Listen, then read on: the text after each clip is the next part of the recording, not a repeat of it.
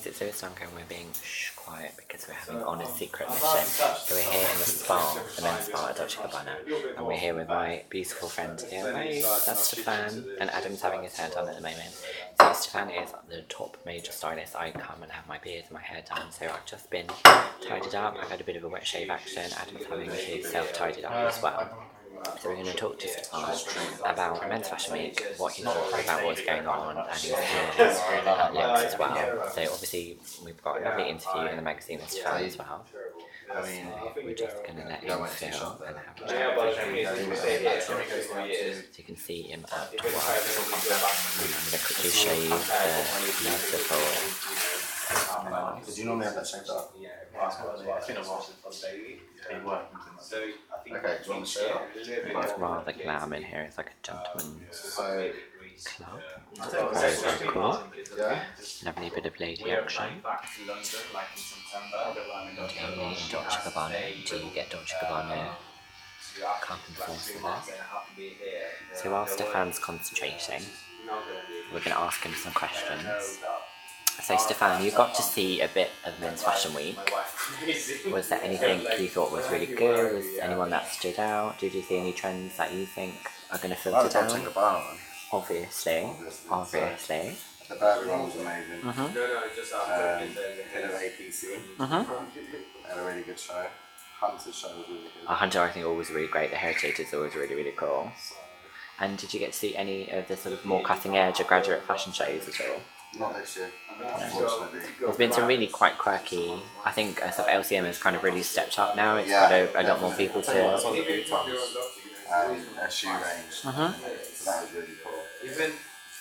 Because we have like a few complications in the presidency in the very beginning. I'm going to find out the name for you. Actually, I've got so I've got AXA. Not really. This year I haven't really been involved much in it, whereas the majority of the years I'm sort of around and see them. But did you notice any sort of quite obvious hair looks? Was there anything going on, or did you think it was quite mixed? People growing their hair out a bit more. Still, a lot of people having their hair short back and sides as well, but there's a lot more flowing hairstyles where it's a lot bigger on top, coming back. The sides are being grown out a bit more. I've noticed a lot of texture in terms of, sort of like people leaving like natural curls and stuff in as well. Curly hair's definitely coming back. I had one of my clients come back. The Jew fro, as I like to call it. And he has definitely got really cool curly hair. I can't remember the guy's name who he wanted to look like, but you know the guy from CSI? I think it's in Miami. Oh, we'll have to find that one out. I'll find it I out can't for think. you.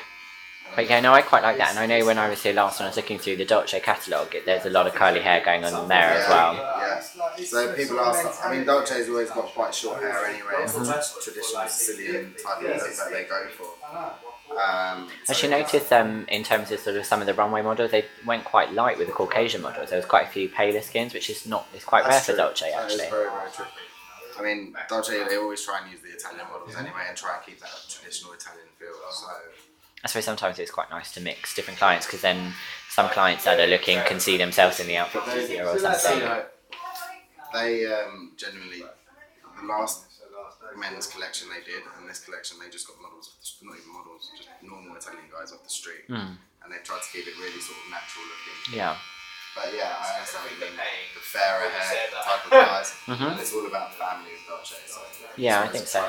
Create that family sort of feel. Yes, sort of it's quite glamour but still quite casual at the same time, and I know with Roberto Cavalli as well, sort of knowing his son, it's got that. I haven't actually seen that. There's a lot of prints. It reminds me of Dolce in the 80s, that kind of very Gianni, so they're quite a mix of Versace, mix of everything. There was a lot of tropical prints, and even their models, and they're normally very funny about the girls and the guys they use, and I just think in general it's a lot more relaxed, and what's different about women's over Men's Fashion Week is it does seem to be a little more of a club, you can enjoy it, but this time it's been really good because they've really structured it really well. But have you noticed with your clients they're picking a look off the runway, or I know when we've done your interview with you it's obviously more in depth about fashion and hair, but because a lot of my clients are more professionals around the area, they're not really, so they can't paying too much attention. They can't be too sort of quirky at work. They can't be too sort of sort of fashionista type of thing. But they're very classic haircuts. The majority of things I do, but I do get a lot of people who want to try something new and they want to try something a bit brilliant. And I think with quite a classy haircut, you can, depending on what you're wearing, you can change the look quite easily as well. I think the outfits are better to choose and try and with the longer hair. It's kind of harder to style out. Totally, that is so right there. Did a really cool haircut not so long ago. I mean, but that was there as well. Like it was a lot more popular a couple of years ago. So you're still getting people who do carry on with the older sort of styles.